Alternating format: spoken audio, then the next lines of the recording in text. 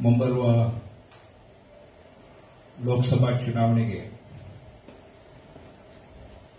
ಸಾಮಾಜಿಕ ನ್ಯಾಯದ ಅಡಿಯಲ್ಲಿ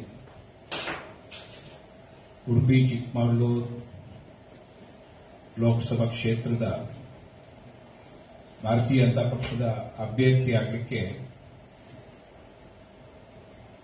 ನಾನು ಪ್ರಬಲವಾದಂತಹ ಆಕಾಂಕ್ಷಿಯಾಗಿದ್ದೇನೆ ಅಂತಕ್ಕಂಥ ವಿಚಾರವನ್ನ ಘೋಷಣೆ ಮಾಡಲಿಕ್ಕೋಸ್ಕರ ಈ ಪತ್ರಿಕಾಗೋಷ್ಠಿಯನ್ನ ಕರೆದಿದ್ದೇನೆ. ಈ ಸಂದರ್ಭದಲ್ಲಿ ನಾನು ಒಂದು ಸ್ಪಷ್ಟನೆಯನ್ನು ಕೊಡಬಯಸ್ತೇನೆ.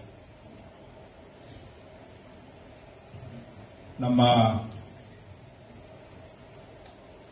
ಕೆಲವೊಂದು ಜನರ ಬಾಯಲ್ಲಿ ನಾನು ಭಾರತೀಯ ಜನತಾ ಪಕ್ಷವನ್ನ ತ್ಯಜಿಸುವ ಸಾಧ್ಯತೆ ಇದೆ ಅಂತಕ್ಕಂಥ ಅಪಪ್ರಚಾರ ಪ್ರಾರಂಭ ಆಗಿದೆ. ಇವತ್ತು ನನ್ನದೇ ಮನೆಯಲ್ಲಿ ಕೂತ್ಕೊಂಡು ನಿಮ್ಮ ಸಮ್ಮುಖದಲ್ಲಿ ನಾನು ಸ್ಪಷ್ಟಪಡಿಸಲಿಕ್ಕೆ ಬಯಸ್ತೇನೆ. ಮುಂದೊಂದು ದಿನ ನಾನು ರಾಜಕೀಯ ನಿವೃತ್ತಿ ಹೊಂದುವುದಿದ್ರೆ ಅಥವಾ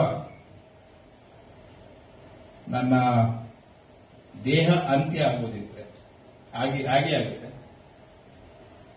ಅಲ್ಲಿಯವರೆಗೆ ನಾನು ಭಾರತೀಯ ಜನತಾ ಪಕ್ಷದಲ್ಲಿ ಒಬ್ಬ ಕಾರ್ಯಕರ್ತನಾಗಿ ಉಳಿದ್ದೇನೆ. ಯಾವುದೇ ಸಂದರ್ಭದಲ್ಲಿ ಭವಿಷ್ಯದಲ್ಲಿ ರಾಜಕೀಯ ನಿವೃತ್ತಿ ಹೊಂದುವವರೆಗೆ ಅಥವಾ ಇಹಲೋಕವನ್ನ ತ್ಯಾಗ ಮಾಡುವವರೆಗೆ ಯಾವುದು ಮೊದಲೋ ಅದು